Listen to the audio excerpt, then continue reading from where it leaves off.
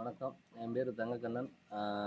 அப்பா பேர் மரந்தங்கச்சாமி. நான் வந்து கைப்பாங்கிற அமைப்புல பொருளாளராக இருக்கிறேன். கடைமடை ஒருங்கிணைந்த விவசாயிகள் சங்கம்.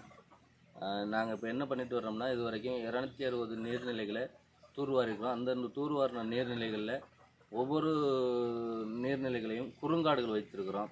இதை ஏன் செஞ்சுட்டு வர்றோம்னாக்கா, இப்போ இருக்கிற காலகட்டத்தில் நீர் மட்டங்கிறது நீர் ஆதாரங்கிறது வெகுவாக குறைஞ்சிக்கிட்டே வரும்போதுனால நம்ம வருகின்ற சந்ததியினருக்கு நீர் நம்ம எவ்வளோ கிடைக்குமோ 2000 அடி 3000 அடிக்கு போயிடும். நம்ம அதை மீட்டெடுக்கணும் அப்படின்னா ஒரு 100 அடி 50 அடிக்கு திரும்பி வரணும்னாக்கா நீர்நிலைகளை தூர்வாரணும். நீர்நிலைகள் தூர்வாரது மட்டும் பத்தாது, மழை வளம் அதிகரிக்கிறதுக்கு மரங்களையும் வளர்க்கணும். அப்போ மரங்களையும் வளர்க்கணுங்கிறதுனால நம்ம தூர்வார நீர்நிலைகளில் ஒவ்வொரு நீர்நிலைகளையும் குறுங்காடுகளை வச்சுட்டு வர்றோம்.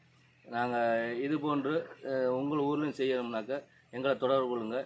இன்றைய நாள் தமிழ் புத்தாண்டு தினத்தில் எல்லாரும் உறுதியேற்போம். இருக்கிற ஊர்களில் ஒவ்வொரு ஊர்லேயும் நீர்நிலைகளை தூர்வாருவோம். நீர்நிலை தூர்வார மட்டும் அந்த நீர்நிலைகளில் குறுங்காடுகள் மரங்களை வைப்போம்னு உறுதியேற்போம். பசுமை பரப்பையும் வனப்பரப்பையும் அதிகரிக்கிறதுக்குனால நம்ம மரங்களை வைப்போம்.